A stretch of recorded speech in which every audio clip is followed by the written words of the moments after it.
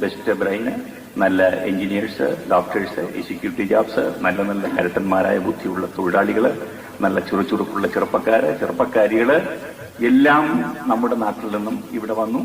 Gulf കൺട്രീസില് മുഴുവനും പല രാജ്യങ്ങളിലായി അവര് പരന്നു കിടക്കുന്നു.